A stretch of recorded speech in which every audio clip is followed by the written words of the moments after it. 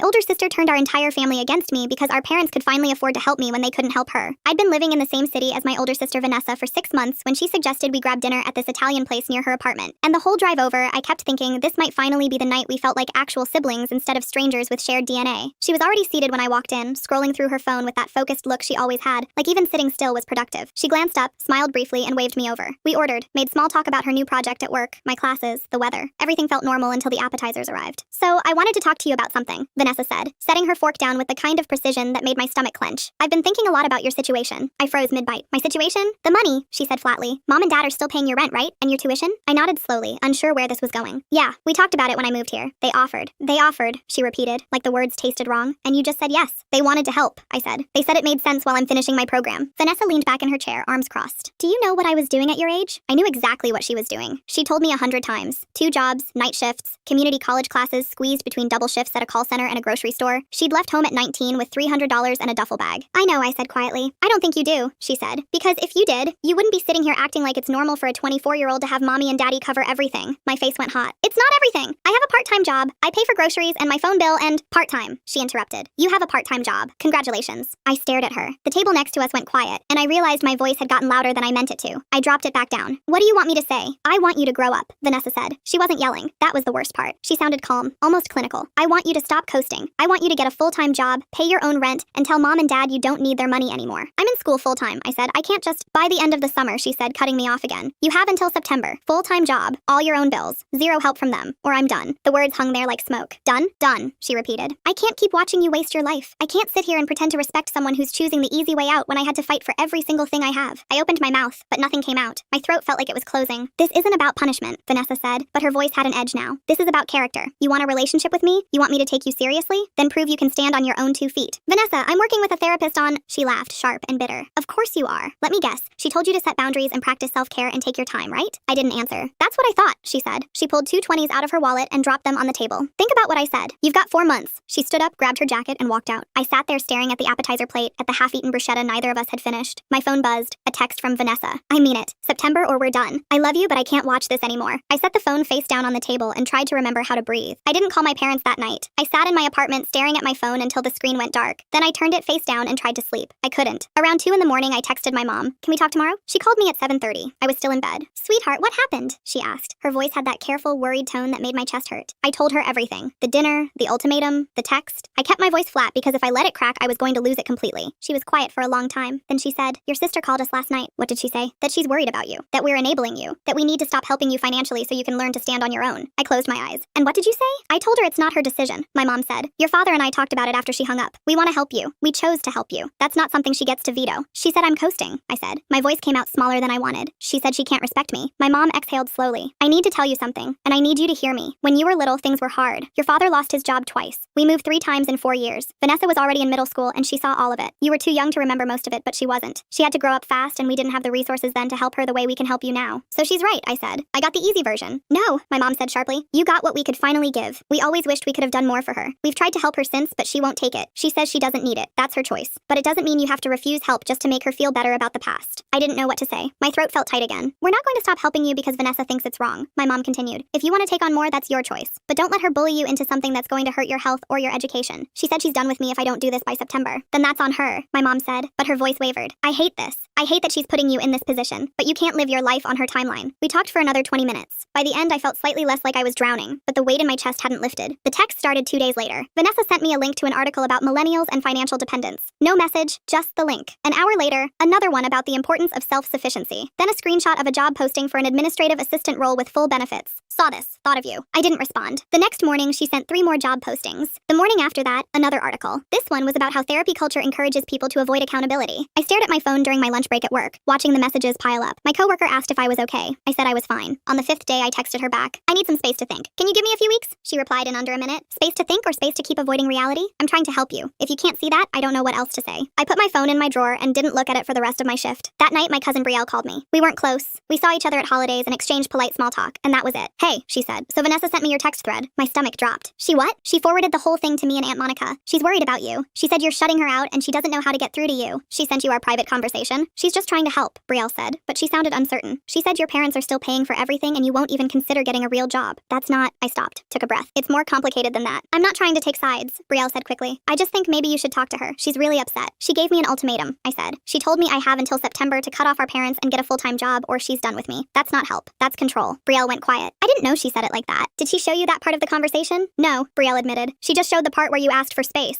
I rubbed my eyes. Can I ask you something? Did she tell you about the dinner? About what she actually said to me? She said you guys had a tough conversation and you got defensive. Right. I felt something cold settle in my chest. That's what I thought. Look, I'm not trying to make this worse, Brielle said. I just think family should work things out, you know? Yeah, I said, I know. We hung up a few minutes later. I sat on my couch staring at the wall, knowing that whatever version of this story Vanessa was telling had already made its way through half the family, and my side of it didn't matter because hers had gotten there first. My dad's birthday dinner was 3 weeks later. I thought about skipping it, but my mom called and asked me to come, said it would mean a lot to him, and I couldn't say no. Vanessa was already there when I arrived. She was in the kitchen helping my mom with the salad, laughing about something. When I walked in, she glanced up, smiled tightly, and went back to slicing tomatoes. We made it through appetizers. My dad opened his cards. My mom brought out the lasagna. Everything felt almost normal until Vanessa set her fork down and looked directly at me. So, have you had any interviews yet? The table went quiet. My mom's hand froze halfway to her water glass. I'm still working part-time, I said carefully, and I have finals coming up, so I'm focused on that right now. Vanessa nodded slowly, like I'd just confirmed something she suspected. Right, school. How much longer is that program? Another year. Another year, she repeated. She picked up her fork again, speared a piece of lettuce, and said to no one in particular, must be nice to have that kind of time. My dad cleared his throat. Vanessa, let's not do this tonight. Do what? She asked. I'm just asking questions. I'm interested in my sister's life. You're not interested, I said before I could stop myself. You're making a point. She looked at me then, and her expression was so calm it made my skin crawl. If you think me caring about your future is making a point, that says more about you than it does about me. My mom stood up. Who wants more bread? Nobody answered. Vanessa took a bite of lasagna. My dad stared at his plate. I felt my face burning. I'm working on it, I said quietly. I'm doing what I can. Are you? Vanessa asked. Because from where I'm sitting, you're doing the bare minimum and calling it effort. Vanessa, that's enough, my mom said, but her voice shook. Vanessa held up her hands. Fine, I'll drop it. But you asked me to be honest with her, and I'm being honest. Someone has to be. My mom's face went pale. I never asked you to. You said you were worried about her, Vanessa said. You said you didn't know how to push her without upsetting her. So I'm pushing. I looked at my mom. She wouldn't meet my eyes. You talked to her about me? It wasn't like that, my mom said quickly. I was just venting. I didn't mean for what? I asked. For her to take it as permission?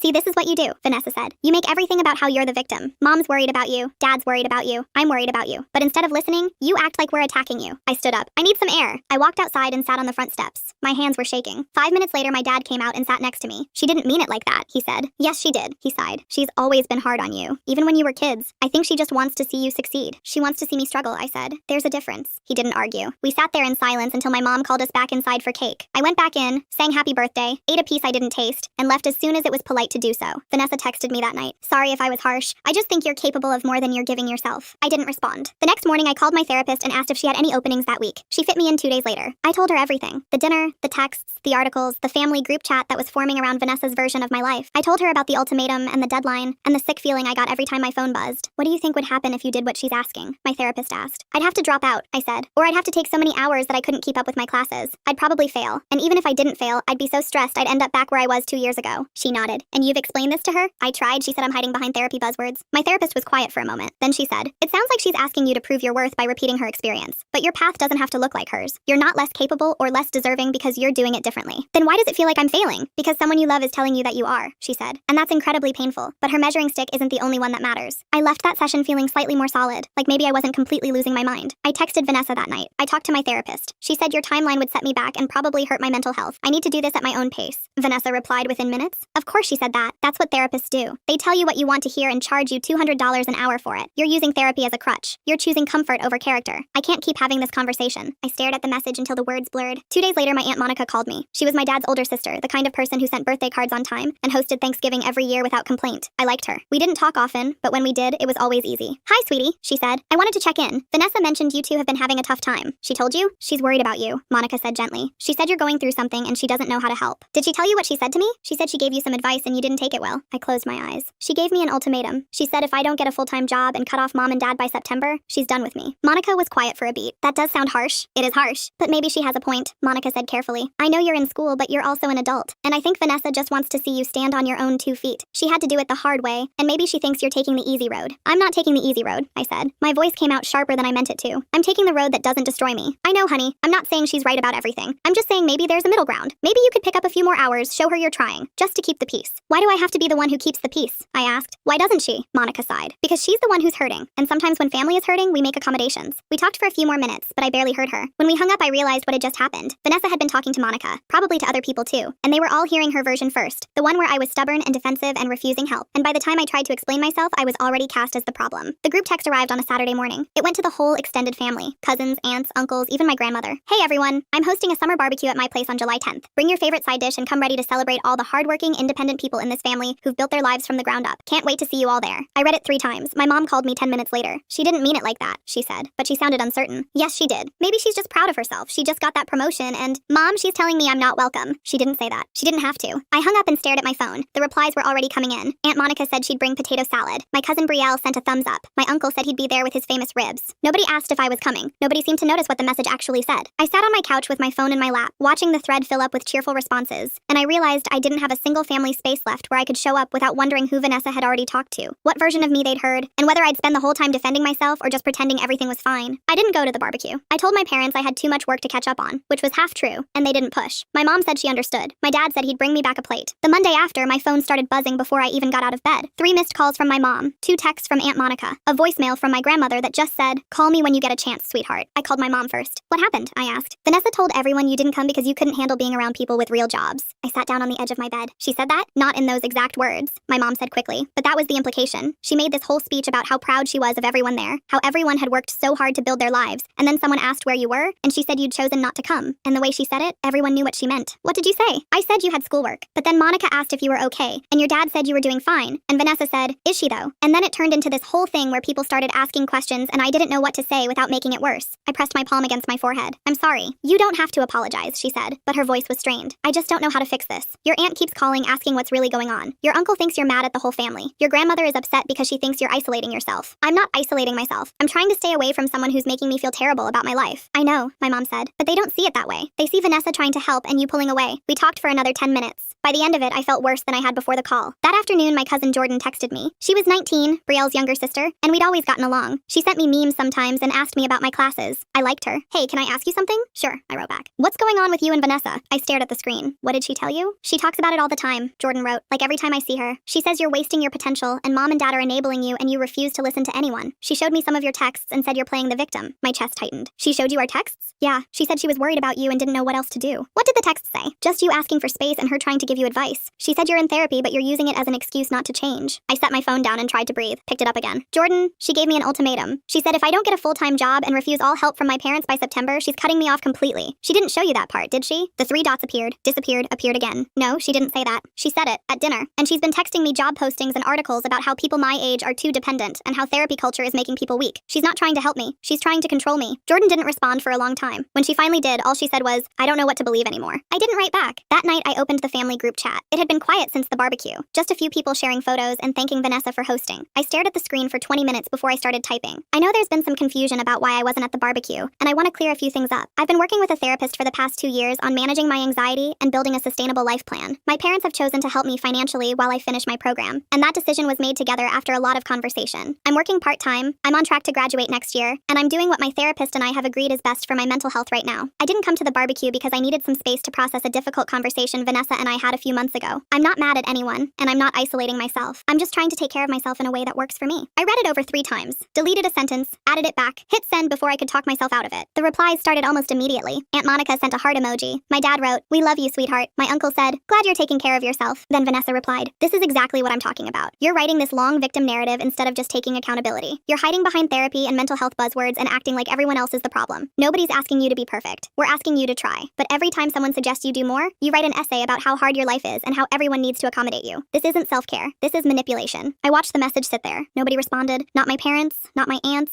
not my cousins. The thread just went quiet. I locked my phone and set it on the counter. The family video call was my mom's idea. She said we needed to talk things out, all of us, before this got any worse. She scheduled it for a Friday night and sent the link to me, Vanessa, my dad, Aunt Monica, and Uncle Rick. I joined 5 minutes late. Everyone was already on. Vanessa was in her living room, arms crossed. My mom looked like she'd been crying. "Okay," my mom said. "I think we all need to just be honest about what's going on. This family is falling apart and I can't keep watching it happen." Nobody said anything for a moment. Then my dad cleared his throat. "I want to say something," he said. "We've been helping our daughter because we want to, because we can, because we didn't have the ability to help Vanessa the same way when she was younger, and we've always felt terrible about that. But that doesn't mean we're doing something wrong now. We're not enabling anyone. We're supporting our child. You're teaching her she doesn't have to work for anything," Vanessa said. Her voice was flat. "You're teaching her that someone will always bail her out, and when you're gone, what's she going to do? She'll have no skills, no resilience, nothing." "That's not fair," my mom said quietly. "It's true," Vanessa said. "And you know it's true. You told me you were worried about her. You said you didn't know if you were doing the right thing, and now you're acting like I'm the bad guy for saying out loud what you've been thinking." "I never said." "Yes, you did," Vanessa interrupted. interrupted. You called me crying about it. You said you didn't want her to struggle, but you were scared she'd never be independent. So I'm trying to help. I'm trying to push her, and you're making me the villain for it. My mom opened her mouth, then closed it. My dad looked down. Aunt Monica shifted uncomfortably on screen. Nobody said anything. The silence stretched until I couldn't stand it anymore. I'm doing my best, I said. Your best isn't good enough, Vanessa said. The call ended 10 minutes later. Nobody had really said anything after that. We all just sat there until my mom said she had to go and everyone else said goodnight and logged off. I sat in front of my laptop staring at the empty screen. My phone buzzed. A text from Vanessa. I meant what I said at dinner. You have until September. Get a full-time job. Pay your own bills. Refuse help from mom and dad. Or I'm blocking your number. I can't keep watching you waste your life. It's too painful. I love you, but I need you to prove you're serious about changing. This is your last chance. I read it twice. Set my phone face down on the desk. Stared at the wall until my vision blurred. The deadline was 10 weeks away. I spent the next 3 days staring at that text. I'd pick up my phone, open the message, read it again, and set the phone back down. Every time I tried to write a response, my hands started shaking. By Wednesday, I called my therapist and asked if she could see me that week. She had a cancellation on Thursday afternoon. I took it. I sat down in her office and pulled up the text on my phone, handed it to her without saying anything. She read it slowly. When she looked up, her expression was careful. How are you feeling about this? Like I'm being held hostage, I said. Like no matter what I do, I lose. What do you think would happen if you did what she's asking? I'd already thought about this 100 times. I'd have to quit school or take so many work hours I couldn't keep up with my classes. I'd probably fail. And even if I didn't fail, I'd be back where I was 2 years ago. Panic attacks every morning, not sleeping, not eating, feeling like I was drowning all the time. She nodded. And if you don't do what she's asking, she blocks me. She's done. And everyone in my family thinks I chose comfort over her, that I didn't care enough to try. Do you think that's true? No, I said. But it doesn't matter what I think. It matters what they think. My therapist set the phone down on the table between us. I want to ask you something, and I want you to really sit with it before you answer. If you do what Vanessa is asking, and you end up back in crisis, will she be there to help you through it? I opened my mouth, closed it. Thought about Vanessa at the dinner table, at the barbecue, in the family video call. Thought about the articles she'd sent, the job postings, the messages about therapy culture and accountability. No, I said quietly. She'd say I wasn't trying hard enough. Right, my therapist said. So she's asking you to light yourself on fire to keep her warm. And if you do it and you get burned, she'll tell you that you weren't strong enough to handle the heat. I stared at my hands. She thinks suffering is the only way to prove you're worth something. Like if I don't struggle the way she did, I'm not really earning my life. Do you think that's true? No, I said, but she does. And I don't know how to make her see it differently. You can't, my therapist said. You can't make her see anything. You can only decide what you're willing to accept. And right now, she's telling you that her love is conditional, that you have to meet her standards, follow her timeline, and live your life her way, or she's done. That's not love. That's control. I felt something crack open in my chest. So what do I do? You set a boundary, she said. You tell her that you love her, but you're not going to hurt yourself to prove your worth. And then you let her make her choice. And if she chooses to leave, then she was always going to leave, my therapist said, because the version of you she wants doesn't exist. She wants you to be her, and you're not. You're you, and that has to be enough. I left the session with a knot in my stomach and a strange, shaky clarity I hadn't felt in months. That night, I sat at my desk with my phone in front of me and started drafting a response. I wrote 6 different versions, deleted them all, started over. The first draft was too defensive. The second was too apologetic. The third was too angry. The fourth tried to explain everything and ended up being 3 paragraphs long. I stared at the screen until my eyes burned. On Friday, I tried again. I kept it shorter this time, focused on what I needed to say instead of what I thought she wanted to hear. I love you, but I can't live my life on an ultimatum. I'm doing what my therapist and I have agreed is best for my mental health, and I'm not going to hurt myself to prove my worth to you or anyone else. If that means you're done, then I'm sorry, but I understand. I read it over 10 times. Changed, I'm sorry to, I respect your choice. Changed it back. Added a sentence, deleted it. Sat there staring at the words until they stopped making sense. On Saturday, I showed it to my mom. She read it twice and then handed my phone back. Are you sure? She asked. No, I said. But I don't think there's a right answer here. I think there's just what I can live with. She looked at me for a long moment. I think it's brave, she said quietly. I think it's the right thing, but I also think it's going to hurt. I know. She hugged me. I felt her shoulders shake. When she pulled back, her eyes were wet. I'm proud of you, she said. On Sunday night, I sat on my couch with my phone in my hand, opened the message thread with Vanessa, read her ultimatum one more time, felt my heart pounding in my throat. I typed out my response, read it again, took a breath, hit send. The message showed as delivered immediately, then the status changed to read. I watched the screen. The 3 dots appeared, disappeared, appeared again. I set the phone down, picked it up, the dots were still there, then they vanished. A minute passed. 2, 5. My phone buzzed. You made your choice. I'm done. I stared at the message, started typing a response, stopped. The words felt pointless. Another buzz. I hope it was worth it. Then nothing. I tried to send a reply. The message bounced back. A notification popped up at the top of the screen. You can no longer send messages to this contact. I opened Instagram. Her profile was gone. Facebook the same. I checked my texts, my call log, everything. She'd blocked me everywhere. I sat there holding my phone, staring at the blank space where her name used to be, and felt something inside me break and settle at the same time. My mom called an hour later. She called me, she said. Her voice was thick. She said you chose your comfort over your family, that you're never going to change, that she's done trying to save you. I know, I said. I told her she was wrong. I told her you were trying. She hung up on me. I'm sorry. Don't apologize, my mom said. You didn't do anything wrong. You set a boundary. You chose yourself. That's not wrong. But she was crying when she said it. I hung up and sat in the quiet of my apartment. The silence felt enormous.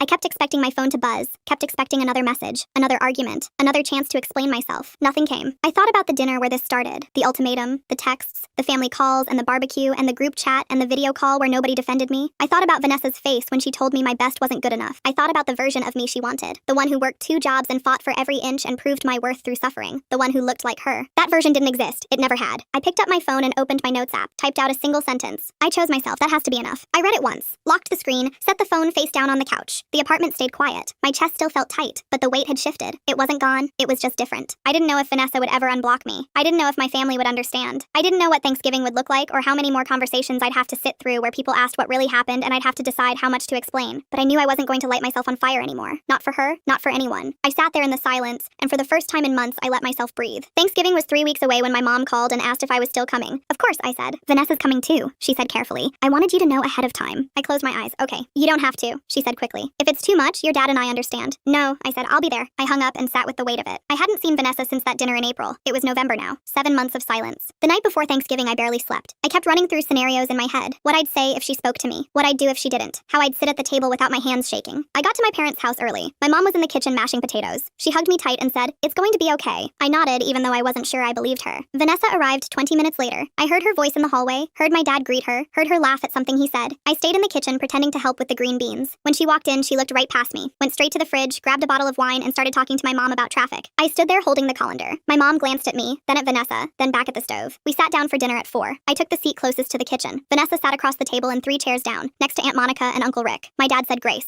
We started passing dishes. The conversation stayed light. My uncle talked about his new truck. Aunt Monica asked about my mom's book club. My dad made a joke about the cranberry sauce, and everyone laughed politely. Vanessa set her fork down and looked at Monica. "I got the promotion," she said. Her voice was bright, louder than it needed to be. "Senior project lead, 15% raise. They said I earned it." "That's wonderful," Monica said. "It is," Vanessa said. "I've been working 60-hour weeks for the past year. Nights, weekends, didn't take a single vacation day, but it paid off. That's what happens when you put in the work." Nobody looked at me, but I felt the words land anyway. "I also just closed on the refinance," Vanessa continued. "Got my mortgage payment down by $300 a month. It's amazing what you can do when you actually pay attention to your finances." My mom's smile looked painful. "That's great, honey." "It is," Vanessa said. She took a sip of wine. "I'm really proud of where I am. Everything I have, I built myself. Nobody handed me anything. I focused on cutting my turkey. The knife scraped against the plate." "How's school going?" Uncle Rick asked me. I looked up. "Good. I'm finishing my thesis this semester." "That's great," he said. "It is," I said. "I'm on track to graduate in May." Vanessa made a small noise. Not quite a laugh. Not quite a scoff. Just enough to be heard. I set my fork down. "Is something funny?" She looked at me for the first time all night. "No, nothing's funny." "Then what was that?" "I didn't say anything," she said. "You made a noise." "Did I?" She picked up her wine glass.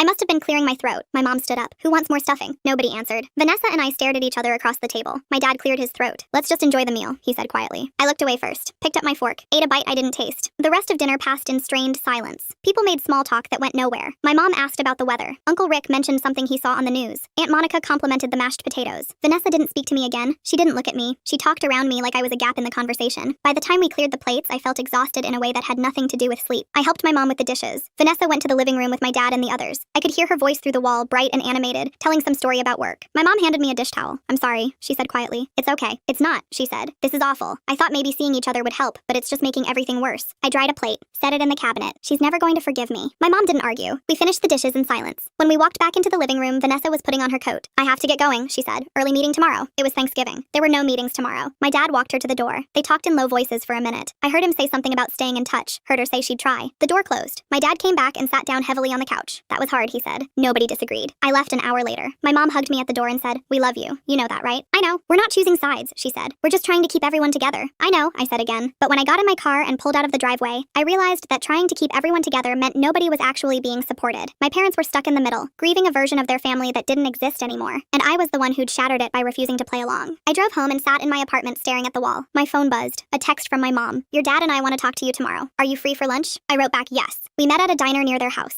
They were already in a booth when I arrived. My mom's eyes were red. I sat down. "What's going on?" My dad folded his hands on the table. "We need to be honest with you about something. This situation with Vanessa is tearing us apart. Your mom cries every night. I don't sleep. We're both walking on eggshells every time we talk to either of you because we don't want to say the wrong thing and make it worse." "I'm sorry," I said. "Don't apologize," my mom said. "You didn't do anything wrong, but we're stuck. We love both of you. We support you. We think you made the right choice. But watching you two sit in the same room and not speak to each other is killing us." I stared at my water glass. "I don't know how to fix it." "We don't either," my dad said. "And that's the problem. We keep thinking if we just let's give it time. If we just keep inviting you both to things, eventually you'll work it out. But I don't think that's going to happen. It's not, I said quietly. She's made it really clear. I either live my life her way, or I'm out, and I can't do that. My mom reached across the table and took my hand. We know, and we're not asking you to. But we need you to understand that this is costing us too. Every holiday is going to be like this. Every birthday. Every family event. One of you on one side of the room, the other on the opposite side, and us in the middle trying to pretend it's normal. So what do you want me to do? Nothing, she said. We're not asking you to do anything. We're just telling you that standing firm came with a price, and we're paying part of it too. I pulled my hand back. You think I should have just done what she wanted? No, my dad said firmly. We don't think that. But we want you to know this isn't easy for anyone. You made the right choice for you, but it wasn't a clean choice. It hurt people. It hurt us. We sat there in silence. My mom wiped her eyes. My dad stared at his coffee. I don't know what you want me to say, I said finally. Nothing, my mom said. We just needed you to know. We finished lunch without talking much. When I got back to my apartment, I felt hollowed out. The months after that blurred together. I finished my thesis, defended it in front of a panel of professors who asked questions I'd prepared for, and some I hadn't. Passed. Graduated in May. My parents came to the ceremony. Vanessa didn't. I started a job 2 weeks later, part-time at first, then full-time by August. My parents and I had a conversation about reducing their financial support. It happened gradually, naturally, without an ultimatum or a deadline. By October, I was covering my own rent. By December, I was handling all my bills. I didn't do it to prove anything to Vanessa. I did it because I was ready. Because my therapist and I agreed I was stable enough. Because it was my choice. But every time I hit a milestone, I thought about her. Wondered if she knew. Wondered if it would have mattered. My cousin Jordan called me in January. We hadn't spoken since the summer. She said she wanted to check in, see how I was doing. We talked for a while about nothing important. Then she said, Vanessa doesn't talk about you anymore. I went still. What do you mean? She used to bring you up all the time. Every conversation, she'd find a way to mention you. But now she just doesn't. It's like you don't exist. Oh, I thought you should know, Jordan said. I don't know if that's better or worse than her being angry, but it's different. Yeah, I said, it is. We hung up a few minutes later. I sat with the weight of it. The anger I could have handled. The arguments, the ultimatums, the public confrontations. Those were loud. Those meant I still mattered enough to fight about. Silence meant I'd been erased. I thought about that dinner in April. The moment she told me my best wasn't good enough. The ultimatum. The deadline. The texts and the articles and the job postings and the family video call where she said I was choosing comfort over character. She'd wanted me to suffer the way she had, to prove my worth through pain, to earn her love by becoming her. And when I refused, I stopped being worth the effort. The family events kept happening. Birthdays, holidays, summer barbecues. Vanessa came to some. I came to others. We were never there at the same time. My parents stopped trying to coordinate. They'd invite us both and let us decide. Most of the time, one of us chose not to come. I saw her once by accident at a coffee shop near my parents' house. She was in line ahead of me. I almost turned around and left, but she saw me first. We stared at each other for a long moment. She looked tired, older. I wondered if I looked the same to her. She nodded once. I nodded back. She got her coffee and left. I ordered mine and sat in the corner booth staring at the door she'd just walked through. My dad's birthday dinner was in March. My mom called a week before and said, Vanessa asked about you. I set down the book I'd been reading. What did she say? She asked how you were doing, if you were okay, if you were still in therapy. What did you tell her? That you were doing well, that you have a job you like, that you seem happy. And what did she say? My mom was quiet for a moment. She said that's good, and then she changed the subject. I closed my eyes. Is she coming to the dinner? She said she'd try, but she has a work thing that might run late. Okay. Are you coming? Yeah, I said, I'm coming. The dinner was small. Just me, my parents, and Aunt Monica. Vanessa didn't show. My mom said she'd texted an hour before to say the work thing ran over. I didn't ask if that was true. We ate, we talked, we sang happy birthday. My dad opened his cards. Everything felt normal except for the empty chair. After dinner, my mom and I sat on the porch while my dad cleaned up inside. The air was cool, early spring. The kind of night that felt like possibility. Do you think she'll ever come back? I asked. My mom looked at me. I don't know. I think she misses you, but I think she's too proud to admit she was wrong. And I think she's scared that if she reaches out, you'll reject her the way she feels like you rejected her before. I didn't reject her. I just refused to hurt myself. I know, my mom said, but I don't think she sees it that way. We sat in silence. The porch light flickered. A car drove past. Do you think reconciliation is possible? I asked. Maybe, she said. Someday. If she can accept that your life doesn't have to look like hers. If she can see you as you are instead of who she thinks you should be. And if she can't? My mom reached over and squeezed my hand. Then you did everything you could. And that has to be enough. I sat there holding my mom's hand, staring out at the quiet street, and felt the weight of the past year settle into something I could carry. The hope that Vanessa might reach out someday. The exhaustion of knowing it might never happen. The two chairs that would sit far apart at every gathering until one of us decided to move. I thought about the text I'd sent her that night in June. The boundary I'd set. The choice I'd made. I'd chosen myself, and I'd lost her in the process. But I was still here. Still standing. Still breathing. And for now, that had to be enough. Thanks for watching. Don't forget to subscribe, like, and drop your favorite part in the comments. See you in the next one.